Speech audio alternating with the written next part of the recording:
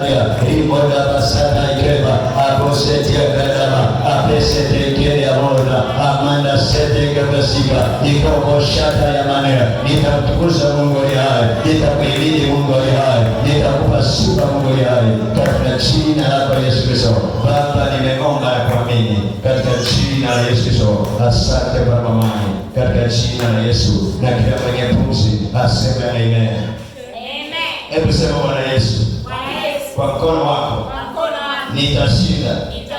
Mwaka huu ni mwaka wangu wa kurejeshewa. Chochote ambacho kimekamatwa, kimezuiliwa, kimesubirishwa na adui yoyote kwenye maisha yangu 2026, nitakimiliki, nitakishika, nitakiona kwa jina la Yesu.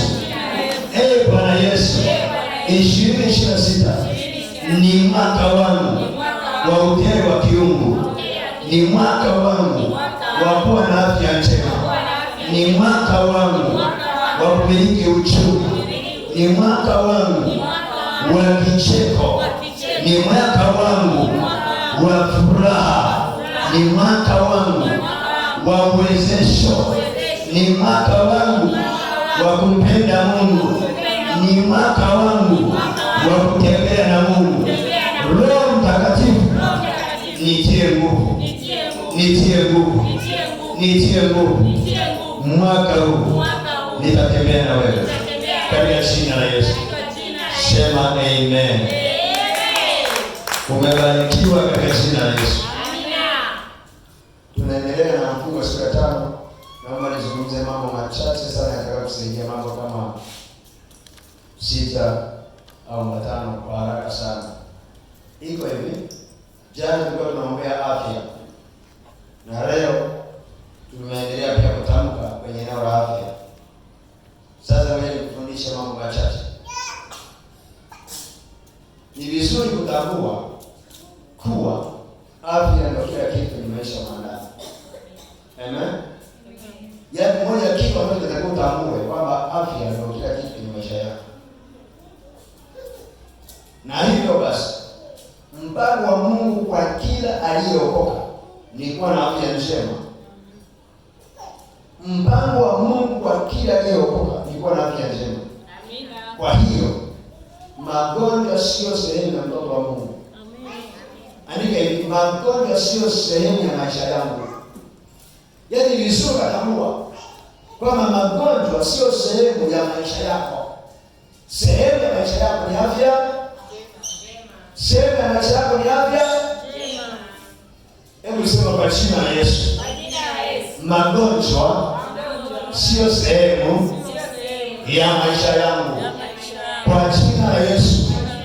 Mwaka huu ni mwaka wa kutembea viwango vya afya njema katika jina la Yesu. Sema amen. Nimeandika point inayosema kwamba magonjwa ni vizuri kutambua, ni vizuri kutambua. Dakika moja nimeshasahau point. Magonjwa sio sehemu ya maisha yangu. Magonjwa sio sehemu ya maisha yangu.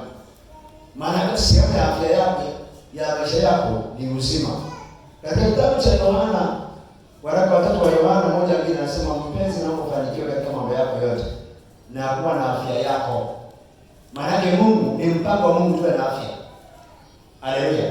Amina. Mpango wa adui ni Yohana waraka wa 3 wa Yohana 1:2. Waraka wa 3 wa Yohana 1:2. Ni vizuri kutambua aliyebeba magonjwa ni Ibilisi na aliyebeba uzima ni Mungu.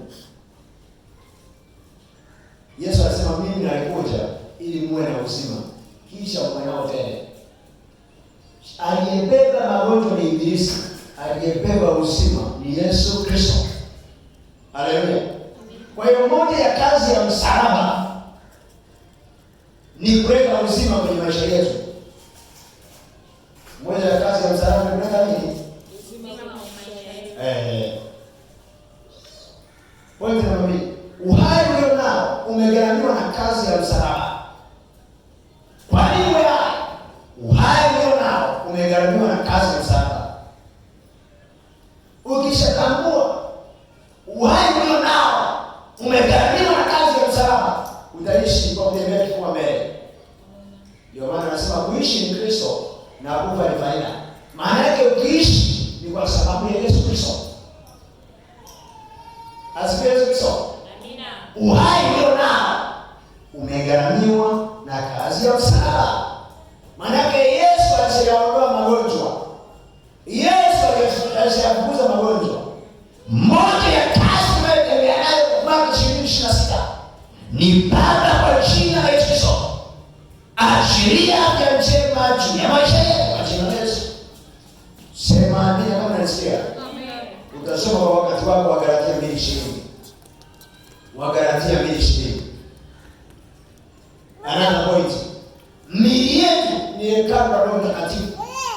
Mwili wangu, andika hivi, mwili wangu ni hekalu la Roho Mtakatifu. Mwili wangu ni hekalu la Mungu. Mwili wangu ni hekalu la Roho Mtakatifu. Au mwili wangu ni hekalu la Mungu. Maana yake hauruhusiwi kushambuliwa na magonjwa. Mwili wangu ni hekalu la Mungu. Au mwili wangu ni hekalu la Roho Mtakatifu. Hivyo hauruhusiwi kushambuliwa na magonjwa. Haleluya. Hebu sema mwili wangu. Wewe ni hekalu la Roho Mtakatifu. Na Roho Mtakatifu unakaa ndani yangu. Hakuna mabaya, hakuna uchafu, hakuna magonjwa yatakayo mwili wangu. Nitakuwa mzima mwaka wote katika jina la Yesu. Sema amen. Nimesema mwili wako ni hekalu la nani? Au hekalu la Mungu. Kitabu cha Wakorintho wa kwanza 6:19. Biblia inasema, je, hamjui miili yenu ni hekalu la Roho Mtakatifu na Roho Mtakatifu anakaa ndani yenu? Wakorintho wa kwanza 6:19. Wakorintho wa kwanza 6:19. Ni vizuri kutambua kwamba mwili wako ni hekalu la nani? La Roho Mtakatifu.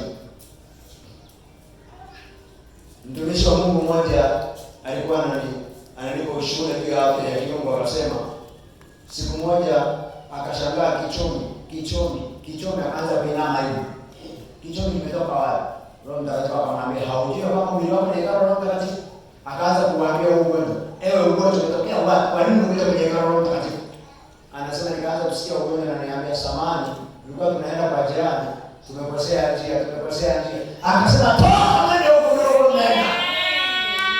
Haleluya. Magonjwa ya kuombe samani mwaka huu. Amen.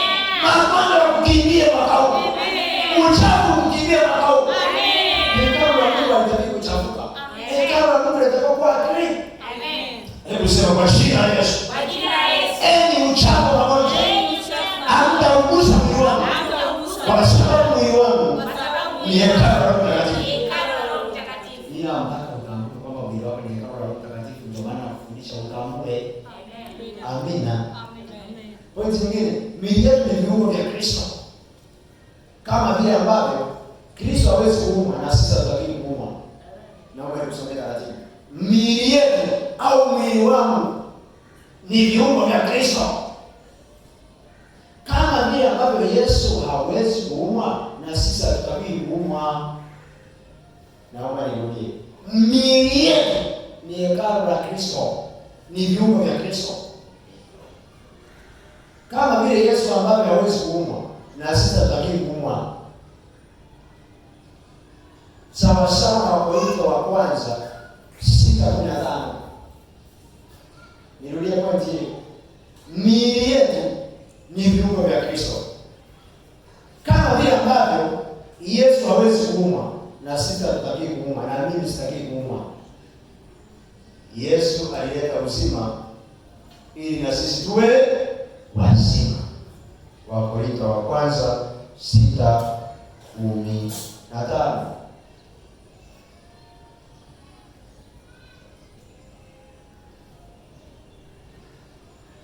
Asifiwe Yesu Kristo. Amen. Andika hivi. Andika hivi kwa herufi kubwa, dawa ya magonjwa. Andika hivi, dawa ya magonjwa. Dawa ya magonjwa. Nikupe dawa ya magonjwa. Magonjwa yakija kupe na dawa. Dawa ya magonjwa ya kwanza, kujaa neno la Mungu na maombi. Kujaa neno la Mungu na maombi. Andika kwa herufi kwa dawa ya magonjwa. Kujaa neno la Mungu na maombi. Kujaa neno la Mungu na maombi ndani yangu. Neno la Mungu ni dawa.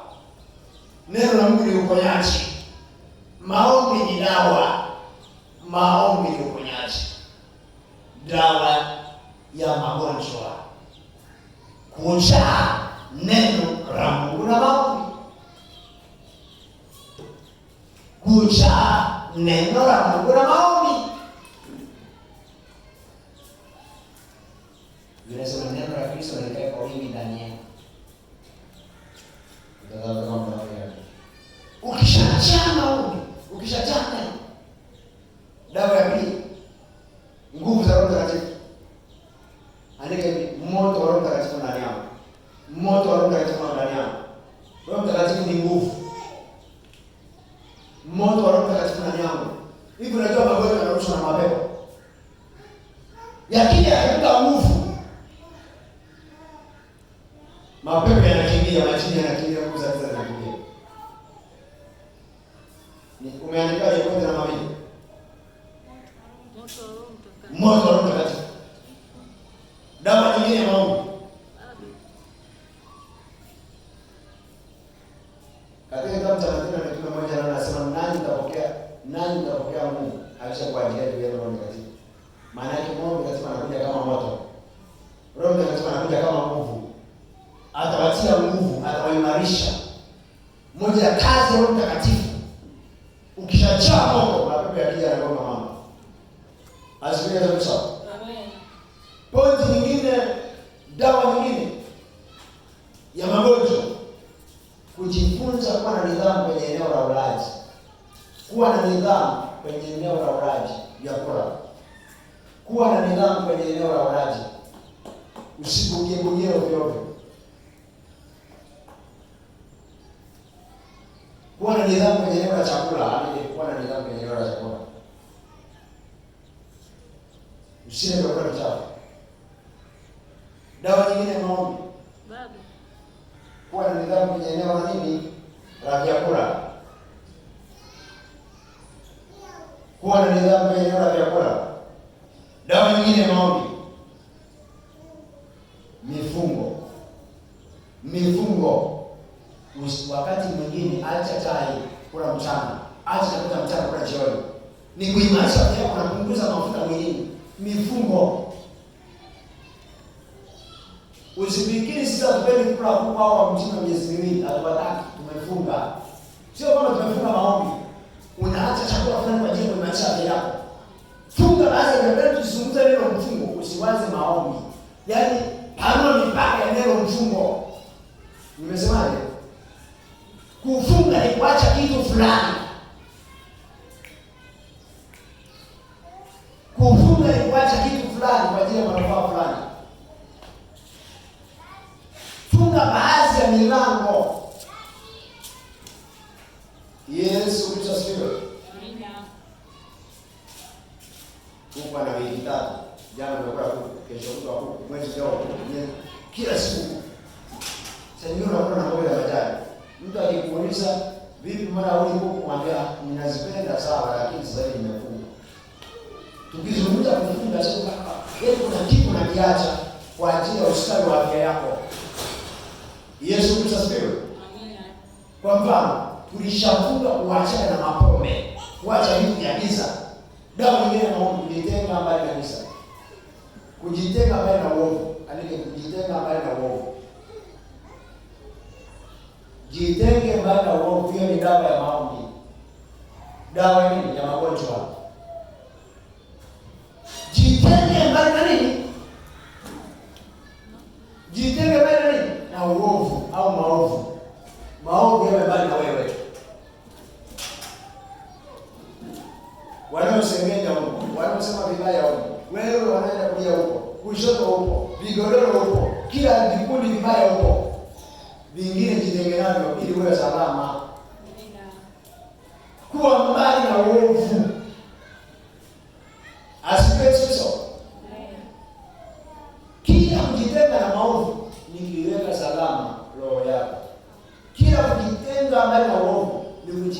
salama na afya yako. Kila kujitenga na uovu ni kuimarisha afya yako. Hebu sema kwa jina la Yesu. Mwaka huu nitakuwa mbali na uovu. Katika jina la Yesu. Kila maovu hayatakuwa sehemu ya maisha yangu. Bwana Yesu. Achilia afya ya kiungu chako. Katika jina la Yesu. Hizo ni dawa chache ambazo zinaweza kuwekea kwenye kulinda afya yako. Nyingine unasikia. Asifiwe Yesu. Ya kwanza nimesema ni nini?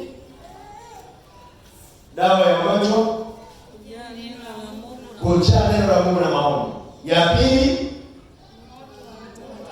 moto wa Mtakatifu ndani yako. Ya tatu, kuwa na nidhamu kwenye nini? Ya nne, jitenge mbali na nini? Kuna nyingine moja mnaibuka.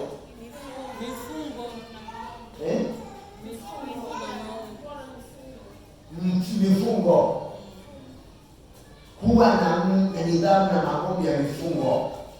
Acha vitu fulani kwa ajili ya jambo fulani. Bwana Yesu asifiwe. Dawa ya mwisho ya maombi, mkaribieni Mungu naye atawakaribia. Kumkaribia Mungu, ushirika binafsi na Mungu. Ushirika binafsi na Mungu. Kitabu cha Yakobo 4:7. Anasema basi mpingeni shetani naye atawakimbia. Mkaribieni Mungu naye atawakaribia. Dawa kubwa ya maombi, kuwa karibu na uwepo wa Mungu. Kuwa karibu na uwepo wa Mungu. Maana yake nini? Hiyo ni point ambayo jenga ushirika binafsi na Mungu mwaka huu. Kuna mtu mwingine mtakatifu akija kanisani au akiwa nyumbani watu wanamuona. Akiwa Kariakoo anavaa dira tu. Kumbe ndani amevaa nguo za kikahaba. Akishafika tu uasili. Unashangaa yeye kumbe amechaka kitu cha mwisho na anavaa dira. Huyu mbona kama ni mwana sehemu fulani ambaye wewe hajawahi kuona. Hebu kuwa na hofu ya Mungu mwaka huu. Yaani ukiwa Kariakoo uje Mungu anakuona. Ukiwa Mbagala Mungu anakuona. Ukiwa ni usiku wa manane Mungu anakuona. Ikiwa ni mchana Mungu anakuona. Ukiwa peke yako Mungu anakuona. Ukiwa mkoani Mungu anakuona. Ukiwa na wazazi wako Mungu anakuona. Yaani pahali popote ulipo Mungu anakuona. Kama vile Mungu anakuona, maana hata shetani anakufuatilia. Anasubiri kujichanganya. Anasema huyu ninamjua. 18 zake tu. Subiri mume wake aje. Ndio kiburi chake kitapanda. Ukishapanisha kiburi hasira. Hasira ikija, pressure. Pressure ndio inatuma. Ndio inatuma magonjwa. Anakuja ile 18 zako tu. Hakikisha unashinda. Dawa nyingine ya magonjwa ya mwisho. Samehe wote waliokukosea. Jifunze kusamehe. Anza kusamehe. Dawa kubwa ya ugonjwa ni kuachilia msamaha. Kwa maana kitabu cha Mathayo ile 6:14, kwa maana mkiwasamehe watu makosa yao na Baba yenu mbinguni atawasamehe ninyi. Unataka kuwa karibu na Mungu. Dawa ya ugonjwa ni kusamehe. Baba, kwa jina la Yesu, na wasamehe wote walionikosea. Naamua kuanza upya. Nisaidie Bwana, achilia afya ya kiungu. Ukishaanza kusamehe ni ukomavu. Kusamehe ni kuinuliwa. Kusamehe ni kupewa nafasi. Katika jina la Yesu, Mungu akusaidie kusamehe mwaka huu. Mungu akusaidie kuachilia msamaha mwaka huu. Wako wengi wanaotuumiza, lakini pamoja na yote tuwasamehe, tuanze upya. Tuwasamehe tuendelee. Kwa sababu ya usalama wa afya zetu tuwasamehe. Hebu sema Baba kwa jina la Yesu. Asante kwa neno lako. Achilia afya ya kiungu juu ya maisha yangu. Natamka afya ya kiungu juu ya afya yangu kwa jina la Yesu.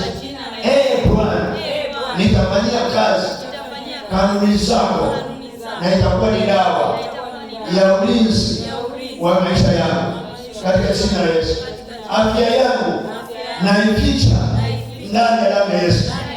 Bwana Yesu, nifiche mwaka huu Nenda mbele za Mungu, simama kwa miguu yako, mwambie Baba, kwa jina la Yesu naificha afya yangu. Baba, kwa jina la Yesu naificha afya yangu, najificha ndani ya damu ya Yesu, najificha mwaka huu 2026 yeke pasata ya naificha afya yangu. Nenda kaificha afya yako, nenda kaificha afya yako, mwambie Baba, najificha katika uwepo wako, najificha katika nguvu zako, najificha katika rehema zako, najificha katika uwepo wako, kwa jina la Yesu.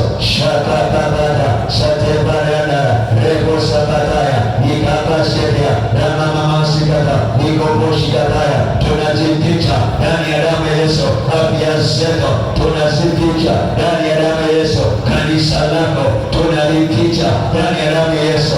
Shabatayonyo iposataya tufiche ndani ya damu ya Yesu. Mwaka huu tufiche Bwana, tufiche Bwana, tufiche Bwana. Watoto wetu tunawaficha, ndugu zetu tunawaficha, washirika wote wa kanisa hili na waficha ndani ya damu ya Yesu, wanawake kwa wanaume, vijana kwa mabinti na waficha ndani ya damu ya Yesu. Viongozi wote wa kanisa hili na waficha ndani ya damu ya Yesu. Hawataumwa, hawataumwa, hawataumwa na kataro za magonjwa na waficha ndani ya damu ya Yesu. Shatika rama masobeketaya shatabababa posedikeya yebaseteya yebeseteya ibosakaya. Nifiche afya yako ndani ya damu ya Yesu, nifiche afya yako ndani ya damu ya Yesu, katika jina la Yesu ya, katika jina la Yesu ya, katika jina la Yesu ya, katika jina la Yesu ya. 2026 tufiche ndani ya damu ya Yesu, 2026 tufiche ndani ya damu ya Yesu, 2026 tufiche ndani ya damu ya Yesu, 2026 tufiche ndani ya damu ya Yesu,